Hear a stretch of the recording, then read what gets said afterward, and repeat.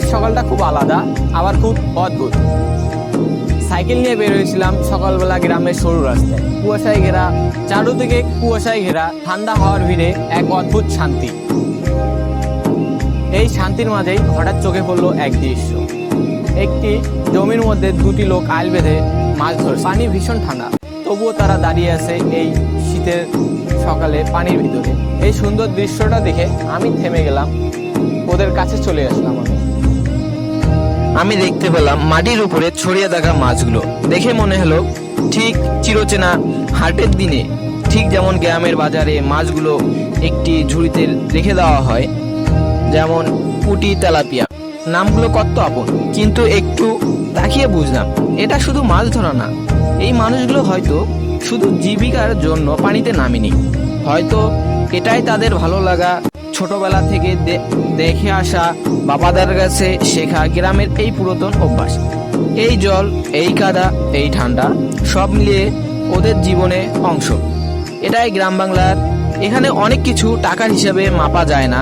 এখানে কাজ মানে কাজ না, কাজ মানে ভালো লাগা, কাজ মানে শিখরের টান। এই মানুষগুলো ক্যামেরা দেখলে থেমে যায় না, কারণ তারা অভিনয় করে না, যেমন ছিল তেমনই ছিল তারা। এরা সব সময় এখানেই থাকে, এই জলে, এই মাটিতে, এই জীবনের মাঝে। গ্রাম বাংলা এমনই, শহরের মতন তারা নেই। জীবন এখানে ধীরে চলে, সূর্য ওঠে, কাজ শুরু হয়, আবার সূর্য ডোবে, ওরা ঘরে চলে যায়। লুকিয়ে আছে এক গভীর সৌন্দর্য। আজ আমি ক্যামেরা ধরেছি এই নীরব মুহূর্তটা আপনাদের মাঝে তুলে ধরার জন্য।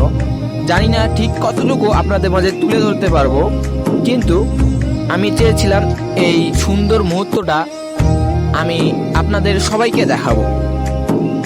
এই নীরব মুহূর্তটা, যেটা খুব সহজ কিন্তু খুব সত্য। এই দৃশ্যগুলো আমাদের শিখো, আমাদের গল্প, আমাদের পরিচয়। প্রজন্ম বদলাবে, তবু এই গল্পগুলো কখনোই বদলাবে না। হয়তো কমে যাবে, খুব কম দেখা যাবে, কিন্তু এই গ্রাম বাংলার নিজের মতন করেই বেঁচে থাকবে। হয়তো মানুষের মাঝে বাঁচবে না, খুব কম দেখা যাবে, কিন্তু এটা আমাদের মাঝে বেঁচেই থাকবে শান্তভাবে, অটুট। এটাই আমাদের ঐতিহ্য, গ্রাম বাংলা। তো সবাই ভালো থাকবেন, সুস্থ থাকবেন। আমি বিদায় নিচ্ছি, আর ভুল ভ্রান্তি করে থাকলে আমাকে সবাই ক্ষমা করে দিবেন। আমি জানি না আপনাদের মাঝে আমি কতটুকু তুলে ধরতে পেরেছি ভালো, যদিও আমার এই আপনাদেরকে আপনাদের মাঝে তুলে ধরার চেষ্টা করলাম। আল্লাহ হাফেজ, সবাই ভালো থাকবেন।